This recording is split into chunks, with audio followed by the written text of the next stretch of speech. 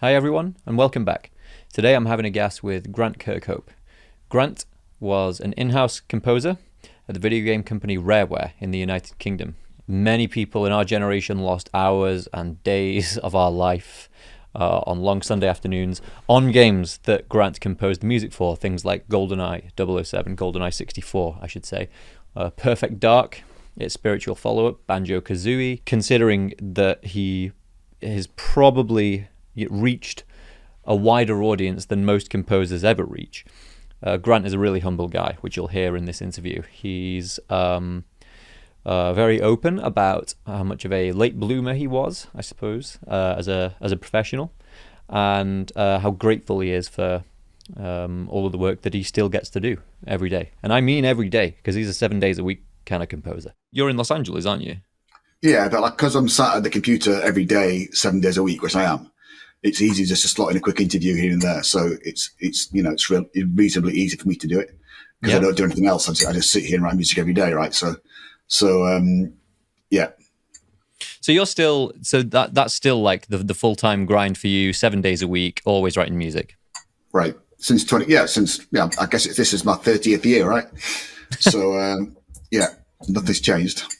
So except I work weekends now. I didn't used to work weekends, but I do now. This is something that our kind of younger or aspiring audience ought to know about the reality of getting a good position in show business. Is it's a lot of hours. I'm not convinced I've got a good position in show business, but I think that I do. I write music every day, right? That's what I do. No matter what happens, at the same time. So. Because after being a staff composer for, Rare for 13 years, it's a 9 to 5 job. So you start at 9, finish at 5. So it gets you in the habit of starting my music at 9 and finishing at 5 and going home and doing it again the next day, right? Yeah. So I don't have that kind of composer's block where people are, or writer's block where people, I don't know what to do. I need to wait for inspiration. And I need to sit in a darkened room, wait for the hand of the Lord to hand me a song and all that. I don't have to do that, right? I just have to sit here and get on with it. And so I'm very workmanlike like that. And I'm very grateful for that. Having those nearly 13 years at Rare of doing that, it gets you into a great habit of writing music at the same time every day. When I talk to young composers, I always say, write music every day at the same time. I guess your brain gets used to it. You have to do it every day. If you write rubbish, it doesn't matter. You just have to, just write something and get you into the habit of doing it. So I never miss a day really. So because showing up, as people like to say, that's the real achievement. As long as you're consistent with your creative practice, same time every day, that's what's going to yield the great results, not these magical random moments of inspiration. People like to think that that's what happens, but it sounds like, certainly from your experience, it's more the case that if you just show up and grind out, you'll get what you're looking for. I think so. I think that, obviously, there are moments of blinding inspiration that people do get, lightning in a jar and all that kind of thing. But that for me, that has happened very infrequently. I'm usually just because I hammer away at something until it gets to be right. Also, can I just apologise? This room's a bit of a mess. My wife's doing painting, so I've got this messy sheets on the floor on it. So messy, so that's why it's a bit tatty. So I do just. I'm just a grinder. I do grind away at it, and I'll just sit there and fiddle about with a sample or a synth patch or whatever until I find something that I like. That sounds very much like the dream, but having done a little bit of media composition professionally myself, I know that there are also times where it does just feel like you're as there was a popular musician about 10 years ago whose name has escaped me. George Ezra in the UK, and he said, he wrote this big song called Budapest, and it went to the top of the charts. And he said it kind of matter-of-factly is that, now I'm playing that song every day, and I get to a different city, and I play that song, and I get to a different city every day, and I play that song. And he compared it to being a chef who works to order, just getting the pizzas in the oven and getting them out to the tables. And I know that there are times when it can feel like that being a media composer as well. It's like, it is still a job, and you have to do your... I don't know how it works in games as much as in film, but I know in film there's like generally, you have to do your 3-4 minutes of music a day, and you can't turn back and go and edit it. You have to carry on pushing. Is that what it's like in game composition as well? Or yeah, it's the same. I think you just have to get on with it, right? And I think also you have to remember that a lot of times composers, writers think that they know best all the time because they're the ones with the musical talent, right? And the director in a movie or the game director might not understand music like you do. Therefore, his opinion's invalid, right? And that's the opposite, really. It should be that it doesn't matter what you know. It only matters what they think, right? Yes. So I always say to younger guys, again, don't be telling the creative director that he's deaf and he can't hear the great chords or the great melody. That they don't like it. They don't like it. It doesn't matter how much explaining you do about how great it is going to change their minds. So if you want to write a pop song or write a symphony, great. That's up to you. You go away and write it by yourself. But if you're hired to write for somebody else, you have to do what they want, right? That's part of work for hire. You do what they want, or there's 8 million people stood behind you who want your job. And they'll fire you and find somebody else. Yes. So, it's just I think it's not for everyone because some people can't take the artistic knocks when they're told that someone doesn't like what they've done. And I always say, don't be attached to what you do. And I still get upset when people don't like what I do, or I don't get a job because they don't like what I wrote or whatever. It still bugs me, and I do get over it, but it is hard to get over it. If you're particularly sensitive to that kind of artistic bent, then, you're not going to fare very well in this life because you're going to get told by people that they don't like what you've written. Yeah. And you're just going to have to do it again, or they're going to fire you and find somebody else who will. That is the distinction, isn't it, between writing for media, writing for some kind of image, or writing for some other purpose where the music is attached to it.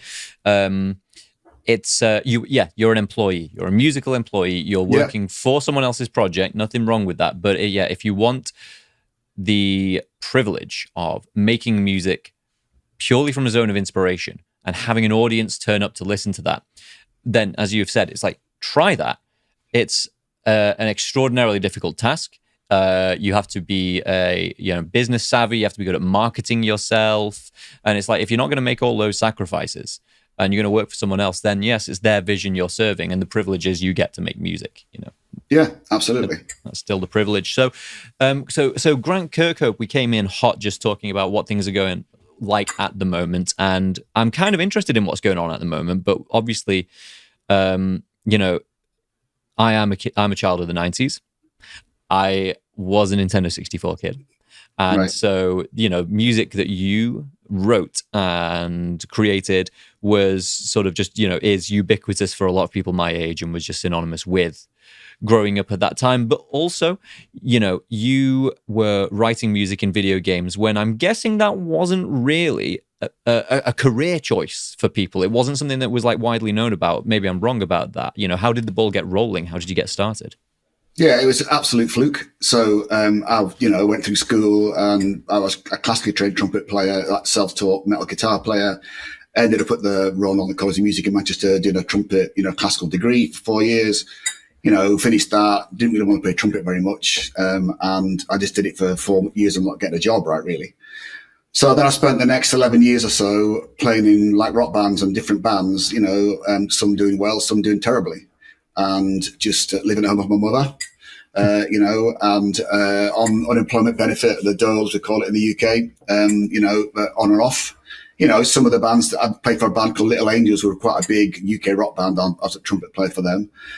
We did, some gigantic tours, supporting Van Halen and Bon Jovi and these giant arena tours, 90,000 seat arenas. It was incredible, like we did that full rock and roll thing, Eddie Van Halen gave me a guitar and all the ridiculous things that go along with it, Bryan Adams, we did Wembley Stadium with Bryan Adams, and like when he was had that massive hit from the Robin Hood movie, the song that was number 1 for 17 weeks. Everything I do it for you. Yeah. So we did. He did 6 football stadiums in the UK. We were the sport act for him. So we had fantastic rock and roll times. But it all came to an end, and so I was back to playing, pub rock for £35 a night, signing on the door, etc. Like you do. And then a friend of mine called Robin Beanland, who was one of the guys I played in local bands with back in North Yorkshire, announced he'd got a job for this company called Rare. And I was like, what? Like, knowing that I knew got a job, all my friends had played in bands and just were, wasters, a bit like me. And so off he went, and he'd been there about a year and a half. So I said, Grant, you've been on and off the dole, for 11 years, which was true. He said, don't you think it's time? I was 33. Don't you think it's time you should get a job? I was like, well, what can I do? He said, well, why don't you try writing music for video games like I'm doing? I was like, well, I played a lot of games at the time. And so he recommended me buy a bit of gear, a copy of Cubase, an Atari ST synthesizer. And I sat in my bedroom at my mum's house over the course of 1994-ish, 95-ish, probably 95 actually, writing music that I thought was appropriate for video games. And I sent Rare 5 cassette tapes over the course of that 1995 and never got a reply. Yeah. And out of the blue, got a letter saying, please come for an interview. And I got the job. Would you believe it? So no one was more surprised than me. And it was absolute fluke. So if Robin hadn't have done it, I would never have even thought about it. So I owe it all to him, really. But you still spent that year hustling away. You know, you put 1 tape, 2nd tape, 3rd tape. Like, was I had nothing else to do, right? Oh, right. So it came from idle hands as well as. Was there a sense of, come on, this has got to work? This is, an employment position where you're getting paid regular. You're not gig to gig, or was it just, I got nothing else to do. Let's keep making these tunes. Well, I knew I had to find something to do, right? Because I was just back playing pub rock, and I just thought I'm going to be here till I die. I'm going to be a tramp, one or two. Yeah. So, and I couldn't live at home with my mother forever, for God's sake. It was ridiculous at 33. So, I think that I just thought this is maybe something I could do. And so I had a go at it. I had no idea if I'd be able to manage it. It's just because when I was at the Royal College of Music, I was terrible at harmony. I failed that harmony exam 3 years out of 4. I mean, it really was, but I just did not understand it at all. Never once thought about being a composer. I mean, I wrote songs for the metal bands I played for, but never once thought about actually properly composing because I just was so bad at understanding harmony. Yeah. So ridiculous that I ended up doing it, really. I mean, and so it seemed like I did apply to some other companies like, I can't remember, Guan Entertainment in Newcastle, I think like Software Creations and I just got turned down flat by all of them. But Rare never replied. But I guess because Robin was there, I don't know. They just decided to take a look at me, and I had to write some music to go down with, for the interview. And Dave Wise, as the Donkey Kong master, interviewed me. And no one was more surprised than me. They got the job, right? So it was astonishing. And to get to Rare, and then the first game I worked on was GoldenEye, was like ridiculous. So, right. I mean, so let's start there, right? So GoldenEye 64. I had a sad moment the other day actually because there was I went to see this advertising agency and there's a guy who was talking to me, showing me around. He's about 20. I'm going to say he's 25. And I was like talking to Grant Kirkhope actually on the podcast in a few days. Do you know GoldenEye? He's like, no, I don't know GoldenEye. I'm like, oh no. So now this is like when people would tell me about the Atari 2500 or something like that. But nevertheless. And Nintendo 64 pushed the boundary forward for sort of 3D video gaming for us. Rareware, were they in Bristol, that company at the time? No, it's in the Midlands, in a place called Twycross, the middle of nowhere. Twycross in the middle of nowhere. Yeah, it's very close. It's Midlands. It's very close to Ashby-de-la-Zouch, Leicestershire, Nottingham, all around there. All of the God's country, and so there's this little studio that have got I can't remember exactly how they did it, but I just remember that every great game for about 3 or 4 years was like a Rareware game. This English studio were putting out some of the top titles for Nintendo, biggest like the gaming console at the time, and yes, they were presumably awarded the contract after I don't know, maybe it was a competitive bid to do the GoldenEye adaptation, and this is before a time when video games of movies were not. There will likely be exceptions that the video game kind of aficionados would tell me, but not really a huge kind of boom industry and not really something that was done over and over and over again successfully, presumably, right? I'm just, you were the one who was working in it at the time. Was there a sense that this was going to become a very, very kind of significant release? Or were you not really thinking about that? No, not at all. I think everyone thought it was going to be a complete failure, actually. Really? Easily. So, there was like 15 people made that game. Like we think back to these days, hundreds of people on games. Like each game at Rare was about 15 people-ish, something like that. And no one on the team had made a game before. None of us had. So we were all a bit like, I don't know, And so I feel like perhaps that's why it was a success, because we did things that we just thought, well, seems good to us. You got nothing to kind of to judge it by. Like you say, any kind of movie adaptations usually in the past were dreadful, and still don't do great. It's a rare thing you get a video game of a movie that turns out to be good, it's often not that great, Yes, and of course now we're in the reverse era where we're getting more and more movies of video games, and right, yeah, absolutely. So I mean, also the game was massively behind its schedule. It was supposed to be out when the movie came out, and it came out, I think, nearly when the next one came out. It was so late. When they'll certainly filming the next one. I think as we just got it out. Because we all went to the studios to watch Pierce Brosnan do his little bit, on the next movie. Okay. But like, it was full of bugs, and just, it was, I think at the end of it, it's just like, just get it out and get rid of it. It was, everyone thought it's not going to do very well. We're super late with it. Who's going to care about GoldenEye now? You know, but I feel like all those little things that game did that became revolutionary for the next, kind of generation of first-person shooters, GoldenEye changed everything for that genre of game, right? And bizarrely enough, it was one of those games that was a slow burner. So it came out and just didn't do that. This kind of went like that. And then, in the second year, it sold more than the first year. And in the third year, it sold more than the first 2 years combined, which is unheard of in games. Like in games, usually games go like a big spike and then it just kind of trickles away. Yeah. But like GoldenEye just went like that. And just, it became the kind of, the college dorm game in America. That was what everybody played, the college dorms, right? But, four people on a screen playing together because you're all sat. When you do it online, you're not sat next to someone, right? When you do it with Golden, you sat next to somebody, you can see, it's all that thing. You can see what they're doing, Yeah, so you would have this the split screen with four quadrants. Yeah. Yeah. So it just became this gigantic success, and nobody expected it. And I think that, ironically, when I moved to America, I always thought Banjo-Kazooie was the thing that I was most known for, but over here, I feel like it is GoldenEye. I feel like GoldenEye's, because it sold more than Banjo-Kazooie by double, nearly. More than double, So Banjo-Kazooie, you're that's more well known, are you saying, in the US or in the UK? I feel like the US is GoldenEye. GoldenEye for the US, I didn't realize until I moved here that was the case. I always thought Banjo-Kazooie would be the one. I think that Banjo-Kazooie's got a really kind of strong, hardcore following, where GoldenEye just got a lot of people that played it, That's right, I always felt like Banjo-Kazooie was a little bit like Marmite for our American listeners, a very polarizing spread in the UK. It's known for either people love it or they really hate it. And I felt like Banjo-Kazooie kind of had a bit of that going on because it was so fairy tale kind of drawing on children's folklore and stuff. But it was again very driven by, we'll go GoldenEye first, then on to Banjo, because obviously Banjo is driven by melody, and you were writing all of that. But with GoldenEye, you had this kind of once in a career privilege of being able to use Monty Norman's Bond theme. And the thing about it is, and again, you've already spoken about this, you've already talked about the fact that no one expected it to be a success. It was a tiny team.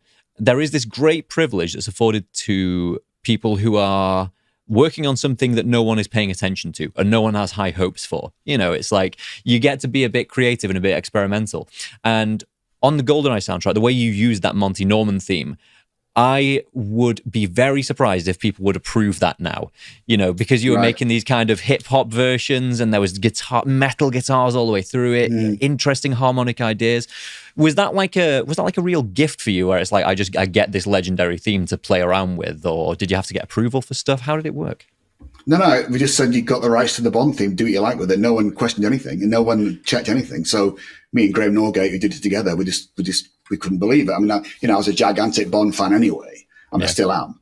I mean, when I was a kid, like when the Bond movie came out, it was the best movie of the year with the best effects and the best John Barry music and all that stuff that was fantastic about Bond, So to get to mess around with that theme was just a gift, a dream come true, really. So, and just to keep thinking of different ways to do it, different arrangements, and I coupled together, my influence of pop music with, at the time with the Bond theme and bits and pieces and, stuck it all together and as I say, I didn't know what I was doing. I'd never written music for a game before. So, I didn't know if it's going to work or how I was supposed to do it, how long the piece was supposed to be, what I just did what I thought. And Graham was the same. We both just, I don't know, just do what you think fits. No one complained about it. So that was it. Just went in the game the way it was, all right?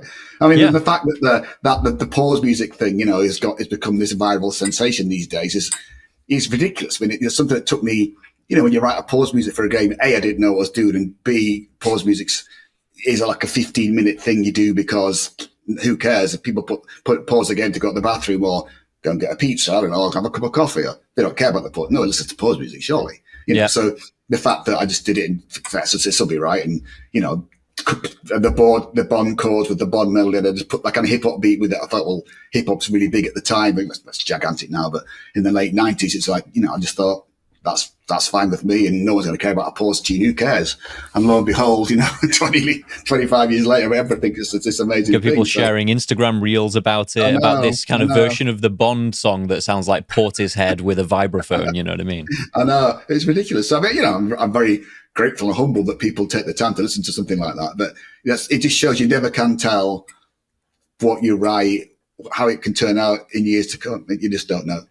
Of course. And so let's zoom in on that that little piece of music for a minute with a particular focus on how you were making it. I know you mentioned that to get started you had a copy of Cubase and that, but I'm trying to put myself there. This is 1994, 95. Computers were not what they are now by a long way in 1994. I remember, our first dial-up modem in 1998. And this is before that. What were you using to make this stuff? How did it work? How were there constraints that you had to stay within because you had this tiny amount of memory or whatever, Yeah, for definite. Yeah. So the N64 dev kit, it was called the Ultra 64, I think, back then. Was it the Dolphin? Something like that. It was a code name. It sat inside a Silicon Graphics indie computer. So they were super expensive computers. They were the ones that the movie industry used for all the visual effects. So like 20 grand a piece. And Rare was a very cash-rich company because it had made such a lot of money. Even prior to being Rare, they were called Ultimate Play the Game, but they were very successful on the Spectrum, so they had a lot of money. So we all had an indie computer each, which was ridiculous, with the dev kit sat inside it. So you had to create your own little sample set of instruments that sat on the dev kit in the N64 RAM, the ROM, on this. So that's where the instruments worked. You'd go and you'd find a sample of a clarinet that you liked, and you'd make it as small as you could. And you'd loop it and then reduce the sample rate from 44.1 to like 16 kilohertz, something ridiculous. So it sounded awful. And you could afford one note on a clarinet. Because normally in sample libraries today, you get the sample, every single note on the keyboard from top to bottom. So and it's fully mixed and it's stereo and it's reverb. Yeah. All that. But then you could just do one note, right? So as it got lower, it got really whoa, whoa, whoa. As it got higher, it got Mickey Mouse. Lossy and bitty. Yeah. So you had a very finite range where it sounded reasonable, not even good, just reasonable. Yeah. So you put all that into the dev kit. And we had a thing where we had a normal PC running Cubase, and you could link it up to the dev kit. So we actually played the sounds that we had we'd put in the machine. So we weren't people think you write the music and compress it. That isn't how it works. You can do that, but then it never sounds good. So we were actually playing the sounds we'd created on the dev kit, which means that we'd only use sounds that sounded good that sounded good at certain bits or certain ranges. So that's maybe why the music on the Rare music sounded probably better than everybody else's music, because we were actually playing the dev kit sounds, not writing something that's spectacular with awesome synthesizers and try to crunch it down and take bits and make it like that. It would never sound the same. So we only played the sounds we made, the awful sounds that were in there. So it means that you only used them in a range that sounded good or for a certain bit or whatever. So you could that kind of thing. So this is like kind of a precursor to the Hans Zimmer revolution, where the quality of the samples was the thing that made the difference. And so so thinking about that pause music, you've got that vibraphone playing the melody. Dun, dun, dun, dun, dun, dun. So you had found, it might not have been a vibraphone, but I'm guessing something like that. It was. So you played the one note, you've recorded that, and you're like, right, we now have that sample, and it sounds roughly good in this kind of middle register. We can't take it high, we can't take it low, but you record it, you get it sampled, and then you write with the samples. Is that right? Right. And you had to take the note and loop it right. So you obviously, it's got a big start, and then it's like a wave, it fades away, right? So you have to find a point after the initial attack where you can loop it, and it loops round and round and round to give it the length, right? Because you could have a note, like a vibraphone, the note lasts a long time. Yeah. When you hit a vibraphone, it's a very kind of that kind of instrument. Pardon me. So you couldn't have that length of note because it would be too big. And so you have to loop it, and you put an envelope on it. So you'd actually draw an envelope to make it fade away on the loop. Oh, wow. Okay. That's how you do it. So you try and catch the the loop as close to the attack as you could to save space. Yep. Loop it there, try and make it sound good, which was hard. And then you'd have to reduce the sample rate down from 44.1 kilohertz, which is CD quality, down to as low as you can get it until it sounds dreadful. So usually, I'd say most of the sounds in GoldenEye were 16 kilohertz or less, so less than half CD quality. Wow. And then we'd run it through we had a program back then called Cool Edit, which just had this thing called treble boost on it. So we used to run it through there 4 or 5 times to add some, because the minute you start taking the sample rate down, you lose all the top end, right? All the lows stay, all the highs go. So we just run it through this thing about 4 times to try and give it a bit of, at least a little bit of treble on top of it, and then stick it in C64 and then play it. You have to assign a key range. There's a big, huge text file you have to edit that would say, this is what it's called, the key range, all the keys on the keyboard are numbered from 1 to whatever it is. And then you'd say it only works between this key range or the entire key range or whatever you want to do with it. So, and then we'd physically go back to Cubase. On every MIDI file you had a little box at the start of every track that had information that said a program change, because every instrument would have a number. So clarinet would be number 4, whatever it was. So you'd call clarinet sample 4. That would be an instrument for the line. You'd put in a little bit of reverb. There's a reverb thing on it and a volume and all that stuff and panning. And that would be this information at the start of the track. It would do all that. It would call the instrument up from the sample bank, load it up into RAM, and then the MIDI file would play the samples, and that's how it worked. So when you're writing it, you sat with a Cubase, a normal computer on a keyboard, playing the samples that are in the machine. And so it sounds like, were you having to actually like do all of that programming and all that sample creation before you were doing the writing? Right. Yeah.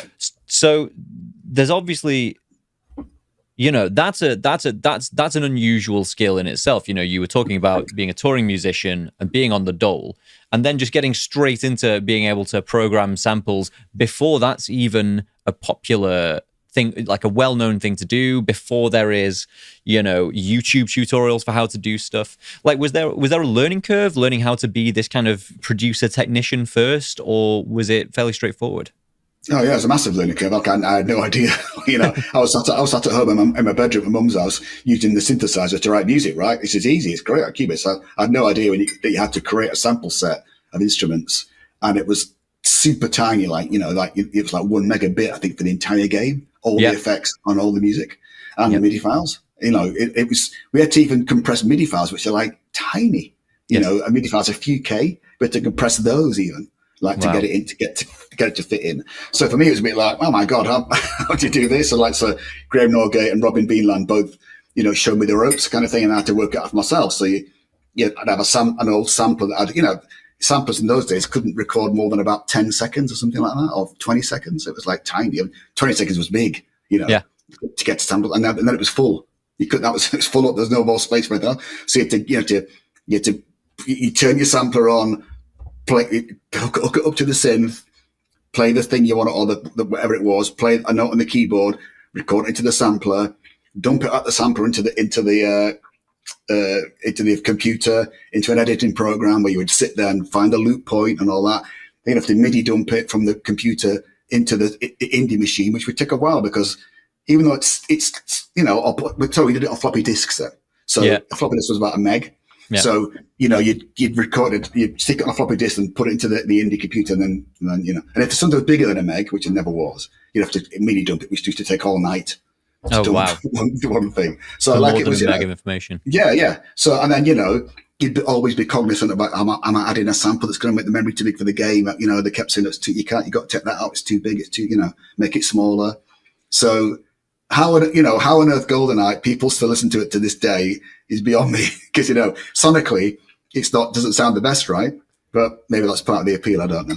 Well, this is it's lo-fi. It is lo-fi. But to those of us who grew up with it when you're that age, because when the game GoldenEye came out, or when we got it, I think I was 5 years old, and so we got it. My mum was very unimpressed, by the way, because it was a violent game. Right. And so if people who haven't played GoldenEye happen to be listening to this podcast, go and look at some of that gameplay and see how realistic the violence is. But and it's funny as well, by the way, incidental note, all of the character faces were mapped from Rareware staff, weren't there? Or a lot of them who weren't the celebrities. On the baddies, we all got a face on the baddies, yeah. Did you get one? Yeah, everybody did. It's selected at random, so we're all in there somewhere. That's so cool.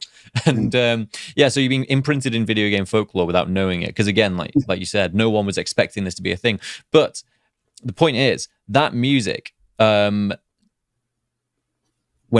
I recall it, when I listen to it, at the time you weren't thinking this doesn't sound like real instruments. You were just thinking this is the soundtrack on the game, and it creates it brings this new timbre, this new like almost style of synth that you just accept. And that sound to me is iconic. It's imprinted in my memory. And what's also impressive is how you obviously had to wrestle with the anxiety of trying to pack all of this stuff in, and you start with it sounding like a guitar, and you downsample and you convert and downsample. Suddenly it doesn't sound like a guitar anymore, but it sounds like something new. It sounds like something original. And do you perceive it that way, or have you always just, knowing how those sounds started, do they always just sound to you like kind of crap versions of the real instruments? Just a bit. I guess that's some of it, because I know how the original synth patches sounded, like, bits and pieces that I know sounded amazing on the synth, but didn't sound as great in the machine, because, they had lots of modulation on them, and all the synth patches would do things that no longer held the note down, where we just had to get this really simple, catch it as soon as we could after the initial attack to get the loop to happen, and we miss out on all the good stuff at the end of the note that would be there, and, I did the metal guitar on the main theme when it starts, and like getting that in there was hard. And kind of Graham worked out that you could play the Bond theme rather than just have a complete. We couldn't afford to have a complete line of da da da da da da da da da. We couldn't afford. There was no way to get that line in. But he worked out you could play the Bond theme from about 3 phrases, like da da da da da da da da da da da da da da da. Da-da. So you can get it like that, right? And so it makes it much smaller. So you have to have the whole phrase. You can catch little bits, and you can, so you'd save memory doing that. So, and that was probably the most expensive samples in the game. Probably they were the biggest ones, I would guess. The most data hungry ones? Yeah, I guess because but we could, as I say, you could. You could make the whole thing out of less than the entirety of it, Yeah. So that's how that got in there. So there's no wastage. It was very lean, So I feel like it made you think about stuff, and you had to find ways to fix things. I can remember the reverb that came with the N64 was that Mario kind of bathroomy, very kind of echoey thing, and we didn't like that, and so. We couldn't get a programmer to give us any time to try and look at the reverb, because the reverb settings, and normally on a machine it's got like depth and it's easy to understand it. This is just a table of coefficients, like numbers and in columns, like looking at a spreadsheet, basically. Well, no, it was just like a bit like that. But it was just like it's just like a bunch of numbers in different columns, just in a not in a grid, just like you could just saw them. Yeah. And that me and Graham went, well, we just sat there one day and randomly changed numbers and saved it and put it in the game until we found something that was a bit better than the Mario thing that we liked better. And it distorted because you couldn't get it right because we didn't know what we were doing. We just guessed it by random. And so our programmer fixed it years later, but initially we just went with the one that me and Graham did. And a bit of distortion, we thought, well, we like it better than the Mario one. So that's as it stuck, And everyone at Rare used it. And that's how we did it. Yeah. And like you say, there was no friendly graphic interfaces, and those. I think there's a lesson in all of this as well, about working in limitations and about the virtue of limitation. A lot of the difficulties that you faced in trying to produce this soundtrack led to the things that we now see as iconic. So it's like trying to make things fit into this downsampled environment where you've got tiny amounts of space and have them still sound like instruments, and it creates this original thing that people loved and that became like iconic, and it was all born out of limitation, and it was all born out of trying to just squeeze things in with a budget. Whereas now you can't. Games don't seem to achieve the same legacy with billion-dollar budgets and the kitchen sinks thrown at it, and you've got big celebrity voices, and this is something that I would like us perhaps to lead on to now. You're still in the game industry. You've moved from Were you living near Rareware at the time? Did you go and move down to where the place was? Yeah. I was born in Edinburgh in Scotland, but I moved to North Yorkshire. I was there most of my life in Knaresborough near Harrogate, and then I moved down to Ashby-de-la-Zouch, which is what Rare's in Twycross, which is it's a tiny village. It's got like a pub and a private school and the old Rare. The move now, just down the road, just a mile down the road, and a zoo. Twycross Zoo was very famous for back in the day, and that's it. Nothing there at all. And so you went from there, making this one game with 15 people, and you're now in Los Angeles, California. Right. Why did you move there, by the way? So me and my wife, before we were married, we used to always have a holiday. We used to like to holiday and, come to LA or Vegas or whatever on the West Coast. Vegas on the West Coast, but on the West side, we always used to say, wouldn't it be fun if it could be like, we really liked America. I mean, not for everyone, but we really like it. And we thought it'd be cool to live there, wouldn't it? And we're like, yeah, never thought we were going to manage it. So I kind of half-heartedly applied for jobs in the later part of my years at Rare over here. I never really got anywhere, but just thought, well, we'll do it, And then one company said, yeah, we'll have you. I was like, oh. So we always said, we'll worry about it when they say yes. So they said yes, and so that was us. We moved to Baltimore, actually, on the East Coast for a little while, and then we moved to LA 2012. But also, I wanted to do movies, right? And I thought that, as an unknown in the movies, I felt like I needed to be here to meet people. So because you're not going to make any inroads in movies without being here, I don't think. I think that's right. You might be lucky, but I mean, I thought it was unlikely. So, and we liked LA, but it's, sunny and all the rest of it. So that's why I wanted to be here. So we did that. Okay, and so you've been in LA for how long now? So I moved to Baltimore 2008. Sorry. To LA. Yeah, and then moved to LA 2012. So I've been here since 2012. Okay, all right. So how was first of all, how was the breakup with Rare when you got a new job? It's all right. I just handed him a resignation. That was that. No one said anything really. I just finished doing Viva Piñata 2 and Banjo-Kazooie Nuts and Bolts. Banjo-Kazooie Nuts and Bolts wasn't quite finished, but we'd done the orchestra sessions for Viva Piñata 2 and Banjo in that last year, in that sort of February-ish, 2008.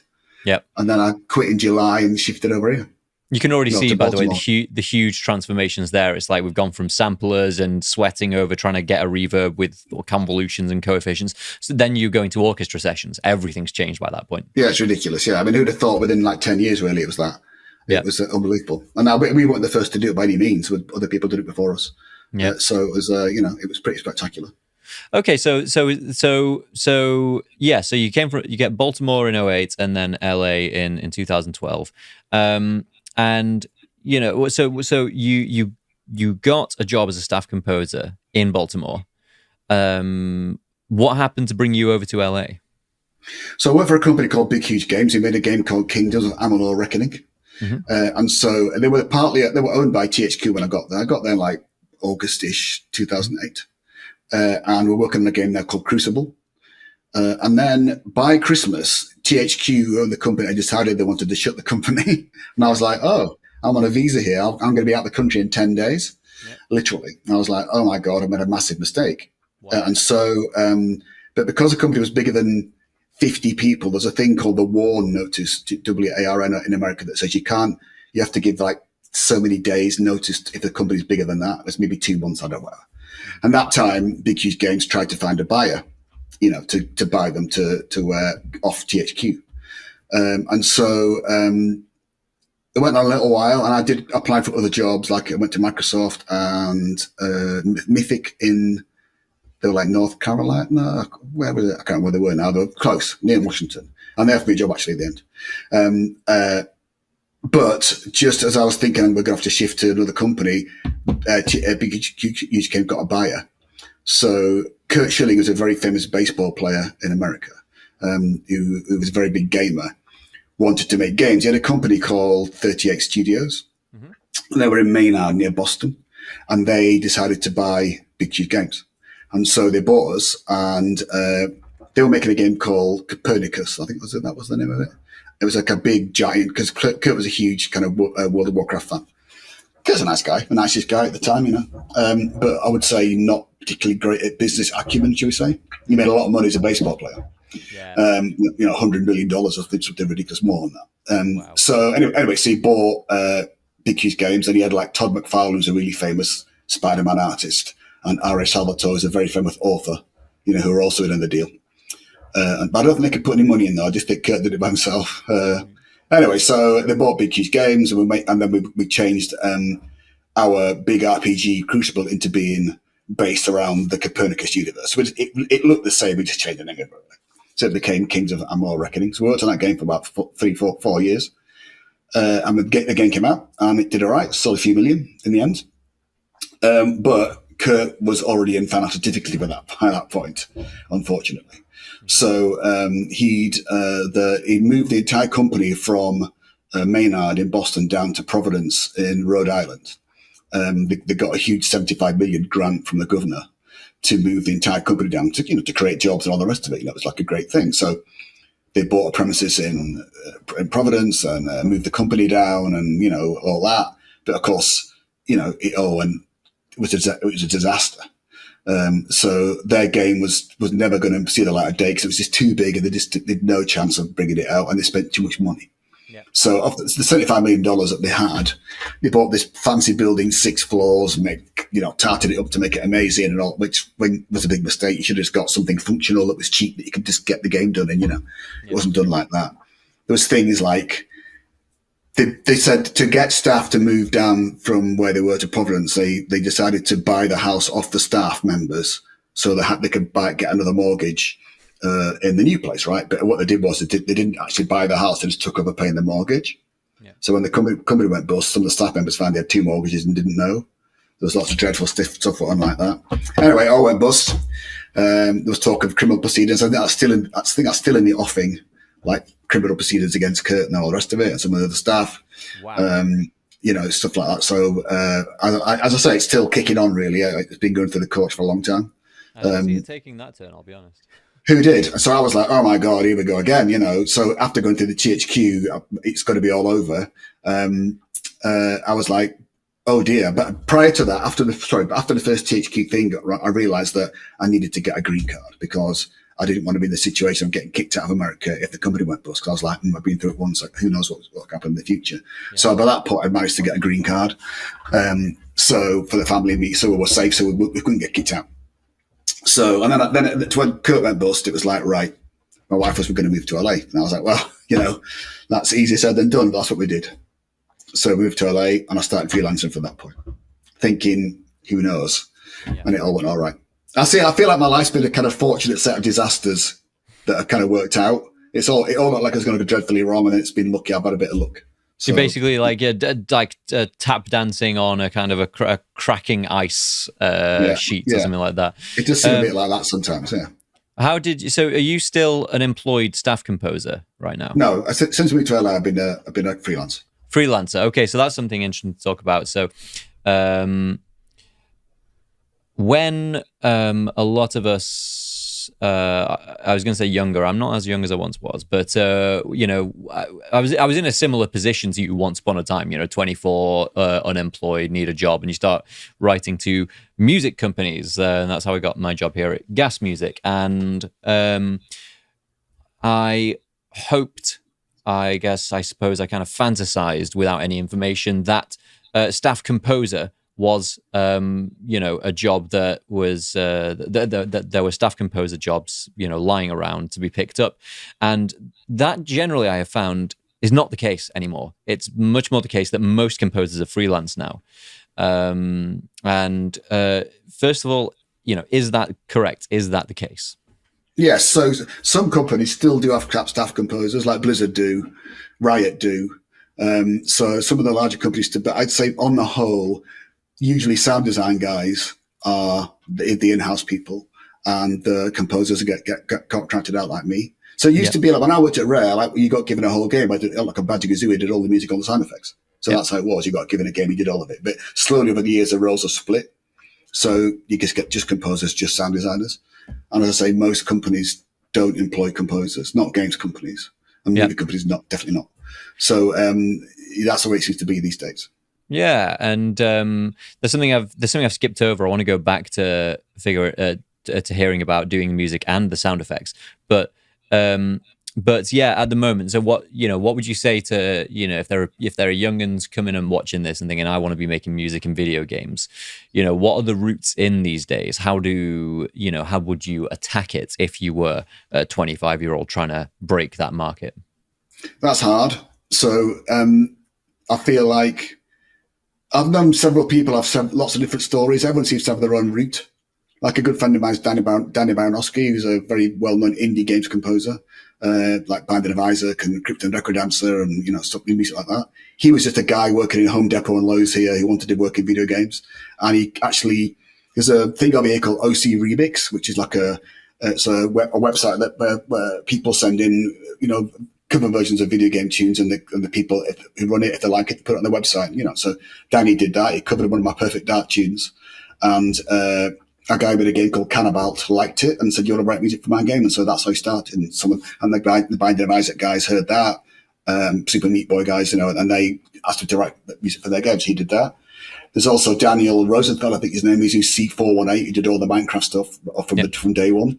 He was just an 18-year-old kid in Germany in a chat room one night when Notch was looking for a composer and said, anybody here compose? And said, I'll do it.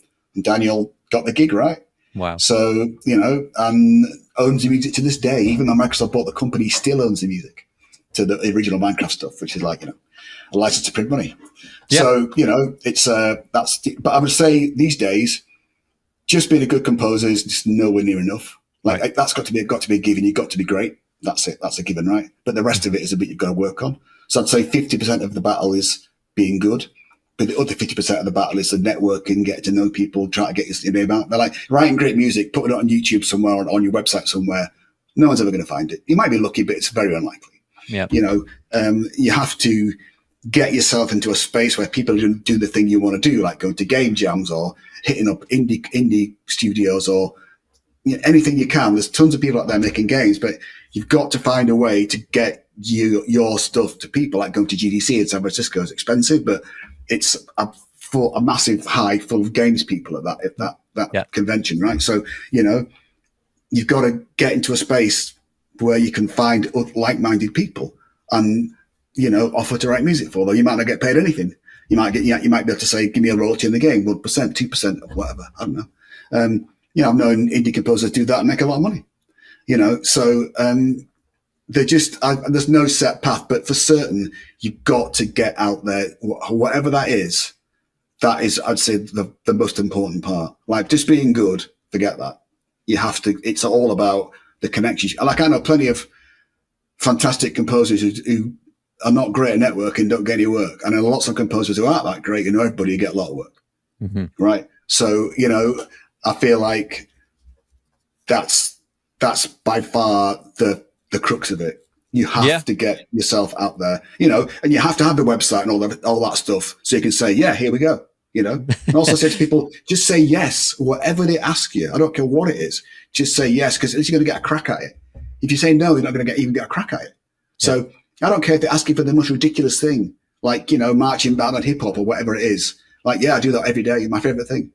Go and Google it, find out what it is. No, just don't say no to anything. Yeah. And if you mess it up, you mess it up. But at least you got a crack at it, right? So I just think that if I'd start again now, I don't know what I'd do. But and I feel like composers traditionally are quite introvert most of the time because you sit in a darkened room most of the day or by yourself, not talking to anybody. That's how it works, right? So you're not used to being out in the public, right? Talking to people. So you have to get used to doing that. And I always say, you get the BAFTA symbol is a happy face and a sad face, like kind of that logo that you see there. That is entertainers. So I think entertainers, like me, I'm miserable most of the time, but you have to get used to putting on that face that isn't you.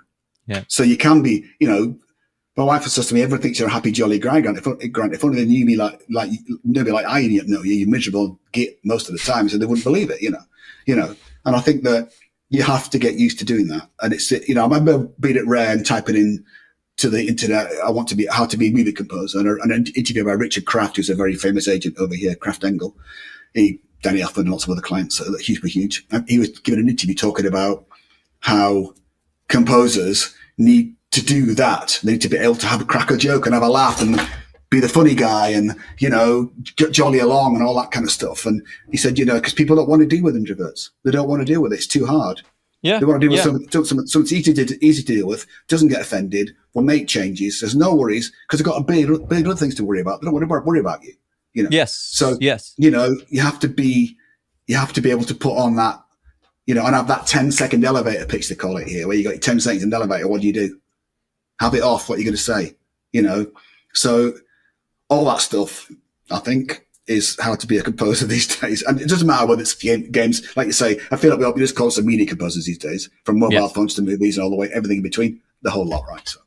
Yeah, and I know exactly what you mean about the having to be presentable, having to be, pleasant to be around, because as well as anything else, as well as the fact that people don't tend to be, they're not drawn towards very difficult people. And, you know, maybe probably still not then, but maybe you have license to be very difficult if you're Kanye West or someone who sells tens of millions and whatever. But even then, I haven't got that license.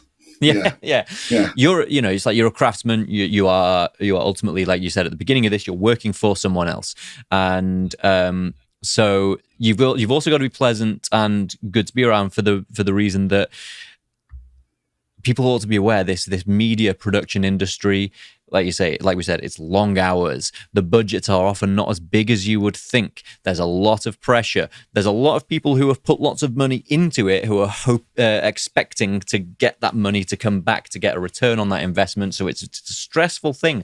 So don't add any more stress to the process. Don't make it any less pleasant than it already can be, especially at crunch time.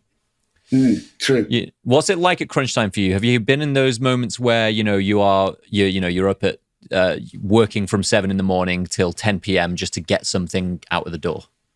So I speak fast, right? I do everything fast. That's why I write music very quickly. So it's not because I'm not trying, it's just the way I am. I'm just built that way.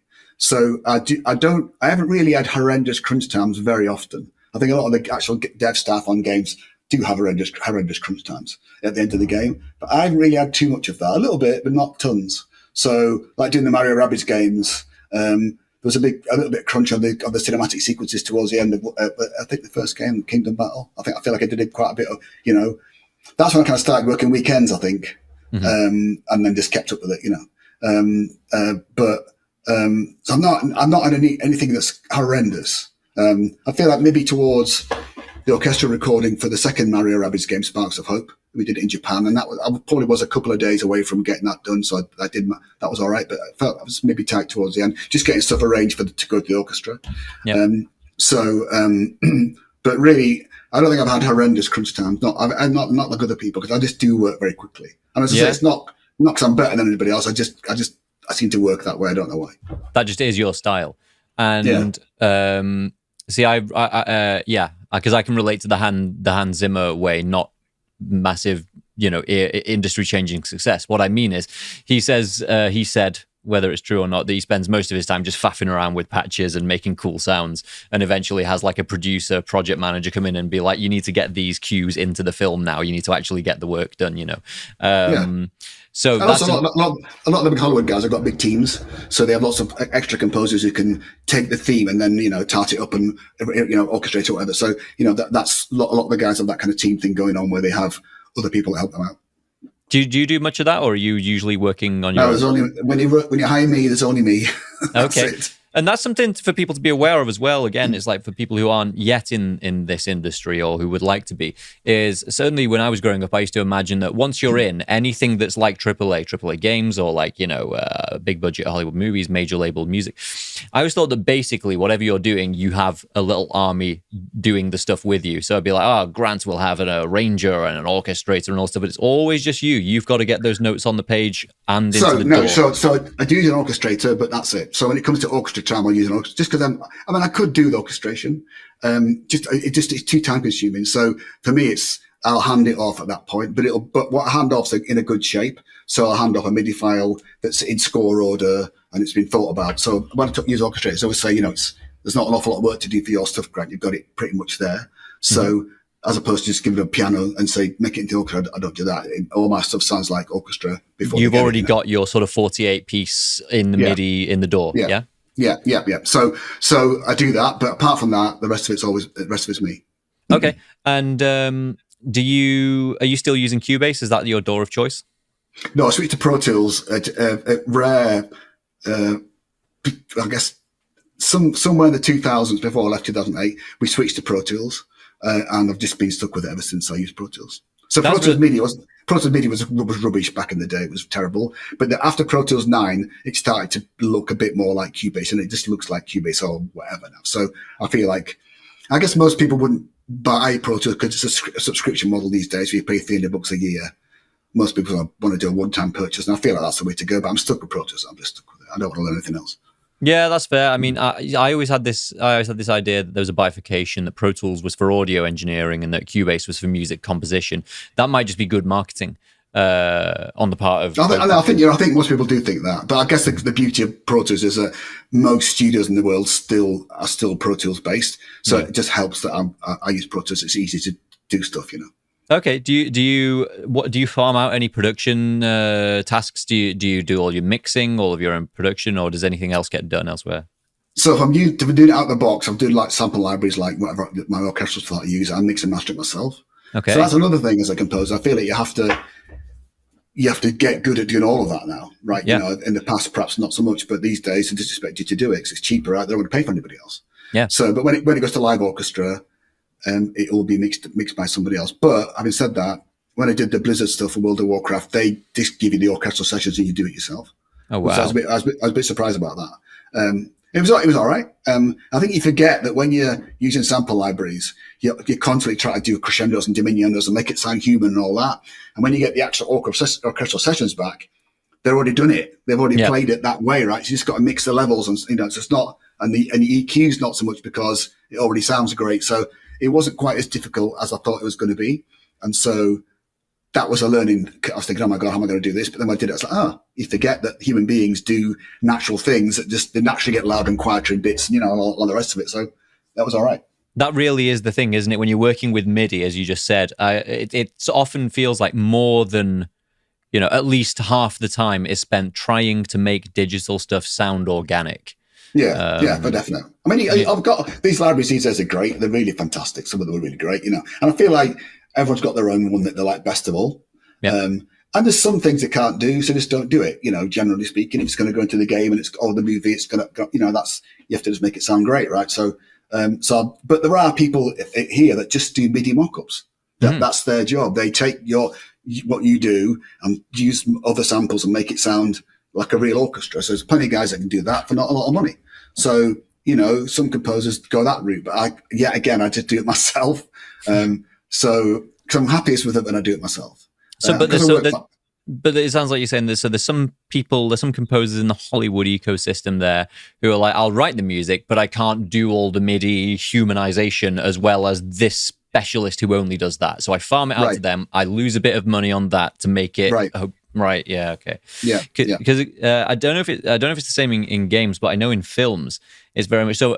Professionally, aside from this podcast, I work in advertising in the UK, making music for advertising. And when you're composing, generally at the beginning, what you're doing is you're bidding against lots of other composers. So you're sending your demo for which you get, a couple £100. And if they pick your thing, then you maybe get a few grand, but you have to do a lot more work after that. And I got the impression that cues in Hollywood movies are a lot more like that now than they used to be. You've got a big name composer who, as you've pointed out, it's like, I've got the theme, I've got the conceptual world the score lives in, and then you farm it out to other composers and they send in their demos, and you basically assemble the score. Is that how it's going? Yeah, a lot of these big guys have got big teams of people. Yep. So you often see sometimes in the credits it'll say themes by the top composer, arrangements by other guys, or the company that like that. So there's Bleeding Fingers here, which is a very famous studio full of composers who do lots of stuff. So I guess that's how you can't do 20 movie scores a year. It's not possible. But unless you have lots of other people that help you out, and then you can. So that's the route it seems to go. A lot of ghostwriting goes on, of course. So that's just not what I've done. But I know it happens. So. Yeah, of course. Have you worked in movies, or have you always been in games? No, I've done some movies. I've not done tons of it. I'm trying to do more. I've done several indies. Yep. I did one feature called The King's Daughter with Pierce Brosnan, would you believe, from the GoldenEye days. He's in it with William Hurt and Kay Scott Delaria. That was out a couple of years ago. And we won the World Soundtrack Award for the score. Brilliant. So that was cool. Right. So, so, I'm endeavoring to do more. Yeah, that's cool. That's cool. And so, but it's been games that have been paying the bills for the majority of the time. The big, I would say, black hole of gaming compared to other music composition is, of course, games are effectively a very, very complex, program. It's just a bit of software. It's not a moving image. Music for picture is often referred to as sync, because what's happening is you've got a moving image and you have a piece of audio and you synchronize them so they happen at the same time. Games, way more complex to get the music in there, to get the sounds in there, reacting with objects and environments. Do you do all that as well? Do you implement it? Do you program it all in? So I don't have hands-on in the engine anymore like I used to back in the day at Rare. So not since one of my big, huge games, really. After 2012, I stopped doing that. Mm-hmm. So I just write the music and send it off. But I will often write music in a certain way if they want to, after you send them the stems, you'll send them each track. The clarinets by themselves, so they have the whole thing that they can mix it on the fly as they go along, stuff like that. That can happen. Like in the Mario Rabbids games, there was a thing where a lot of the props on the level would start dancing or singing around to the music. So as you got close to it, they would do it in perfect time, and there'd be trumpet. I'd write certain instrument parts, so like there'd be a bunch of horns that were there. They would start playing the main theme. So I'd provide a separate track that was just with the flutes, whatever it was, or the trumpets, whatever it was. That would, so as you wander close to that prop and it starts to dance and play the music, they'd fade up the extra track, and then fade it down. So you have to be able to track that wave file. It has to be played virtually in the engine, so it gets in sync with the main arrangement, and you'd fade it up and down, for different props. So I'd have to write that so then they would sync it then to the animations in the game. So that was a really cool part of the Mario games, that you could wander about and things would start interacting with the music and play along with it or dance around with it as you got close. So it was super cool. And the guy's called Romain Brio, who's the audio director at Ubisoft in Paris, and he was the guy that ended up, making all that work. But I had to write the music. You'd say, look, can you write something for the trumpets, the trumpet flowers that would dance over here, or the birds over here, or whatever it was. And I'd add things into the music and provide him a separate track so he could fade them up and down. Yeah, I mean, is it a good experience working for Nintendo? Because they have made the best examples of music and excellent sound design, harmonic tonal sound design in video games. Is it a good experience working for them? Yeah, so I didn't work for Nintendo directly, so because Ubisoft Milan were the company that made the game, but Nintendo, I took everything because it was a Mario's their number one IP, right? So to get to work in a Mario game was amazing for me. I mean, for God's sake, who'd have thought it? 25 years ago, So but they would. I mean, I had little things like. They said, can you orchestrate some of the really famous Mario little, game over, whatever the game over, or whatever, and I had to orchestrate it all. So I had to work it out by ear because they didn't provide any music. So, and Koji Kondo's quite jazzy, kind of thing. Really jazzy, jazzy. Yeah, he's kind of poppy jazz, is Koji Kondo, and he does a fantastic job at it. Yep. So I had to work the pieces out. And I remember I got the harmony mixed up. I had one part above the other part or something. I got a little email back from Nintendo saying, because it's super polite, and just dear Mr. Kirkhope, we love your rendition of the Mario Game Over tune, whatever it is. But could you just change the harmony to this or something? And so they'd send a little bit of sheet music. And, those are some of those moments when you kind of go, oh my God, I've just got a bit of sheet music from Koji Kondo about the Mario Game Over ditty. Yeah. I'm never going to forget this little email as long as I live, kind of thing. So there was lots of kind of little moments like that. So, but I didn't work them directly, but I did work them directly when I worked on Super Smash Brothers. So I did the Banjo-Kazooie went into the game and they wanted me to write a tune for the game. So I did liaise with Nintendo directly on that point. Wow. Okay. Yeah. So it's been what's striking to me throughout this whole interview is you've had a long and successful career composing for video games, and you still give the impression of someone who takes nothing for granted, and right. you're only as good as the last job, and right. You know what I mean? It's like so is that also an important part of it? It's like not to develop an ego and again, you said this at the start, you're not regarding yourself as an artist, you're regarding yourself as, an employee of a bigger project all the time. Yeah, I detest the ego side of this business. I really detest it. And I've met plenty of people that I won't be talking to again, arrogant people who think they're the bee's knees, so I try super hard to never be that. I don't want to be that. I'm just a bloke that writes music, like the bloke that fixes the car, like the bloke that does the pool or the garden or whatever it is. That's just my job. That's what I do, right? And I just wanted to remind myself that that's it. There's plenty of people that work way harder than me, So I'm very grateful for any opportunities that I get. And I just don't like the ego part of it. And they've got a big saying over here, don't drink your own Kool-Aid. And I'm never going to do that. So I don't want to be involved with any egotistical people. It drives me the wrong way. So it's not for me to do it. I like to just be the bloke that writes the music, right? That's what I am. And, and just, why not just be nice about it? What's the point of anything else, You don't sit there vibing out to the Frigate soundtrack from GoldenEye like this is the best. Never. I just probably go, oh my God, listen to that sample sounds. Oh my God, So I don't like that ego part of it. I detest it. So I try very, very hard to never get wrapped up in that. I don't want to be that kind of person. It seems like that seems like a good kind of jumping off point because we've reached the hour mark, which I've noticed on remote is always that that's like tends to be the dropping off point after staring at a screen, because you're going to do that for another like 12 hours now, staring at the screen. Probably not 12, but certainly 3 or 4. Yeah. So is there to kind of bring us from where you've been, where you are to where we're going? Are you allowed to talk about anything you're working on at the moment, or is it all hush hush? Game-wise, you can't. So, Davide Soliani, who's the creative director on the Mario games, so he was left Milan, since quit the company. He's got his own company now called Day for Night Productions. Mm-hmm. So they're making a game. So he's got 25 or so people. So I'm doing that. But that's just much I can say about that.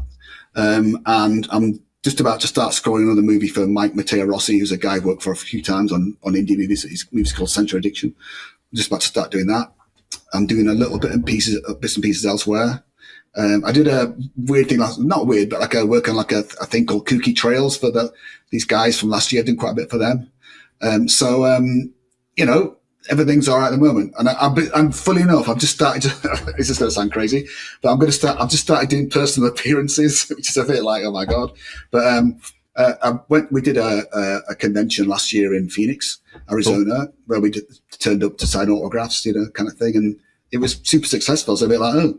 So an agency's representing me now to go and do, so I've got like 6, I think, conventions booked in America this year. Brilliant. To turn up, and I don't know if anybody's going to bother about me, but I'm going to go and see, so that's a new thing for me. But, like I say, none of this is lost on me, right? To get to sit here and write music every day is, as a massive privilege. And for anybody to remotely like what I do is equally astounding and a privilege. So, that's each day that's never lost on me. I never take that for granted. It's always like, oh my God, how have I managed to do this and survive? So, I hope I'm never going to change. That's the way I want to be. So. Well, that seems as good a place to jump off as any. So I'm going to go through a few very quick questions to close off with, and then we shall bid you adieu. So so questions that are important for our audience to know, I think, are you're a metalhead. It sounds like, right? Right. So top band in that genre for you. I couldn't pick one. I guess Judas Priest were a massive fan of them. Maiden, less so. Queensryche, I absolutely adored Queensryche. Yeah. I'm a bit of a Nightwish fan these days. Van Halen, of course, because, I told them and I got a guitar from Eddie and I love him, to death. Something like that. Okay. By the way, will you be, I don't know if Sabbath your thing, will you be trying to make it to the last show in Birmingham? I was never a massive Sabbath fan, so no. Fair enough. All right then. Any favorite albums you want to mention or any inspirations? I guess the 2 records that taught me to play guitar were AC/DC High Voltage, the first one, and Queen Sheer Heart Attack. Those 2. Sheer Heart Attack. And now that's not the one that most people mention, but it is absolutely fantastic. Phenomenal, yeah. Was it? Unsung heroes like Bring Back That Leroy Brown. Oh yeah, classics. Yeah, Misfire, absolutely. great album. Great pop songs. Yeah. Well, we've just done a re-record of "Somebody to Love" for a commercial, so awesome. it's just like you say, working with Monty Norman, just to be able to get Queen harmonies and just hear other people sing them in the room. Amazing. Yeah, amazing. Favorite project you've done in retrospect? That's really hard. Banjo-Kazooie, of course, and the GoldenEye. But I think in the latter days, certainly the Mario Rabbids games, to get to work with Mario is just, you could have told me that 30 years ago, I said you were crazy. So that's incredible.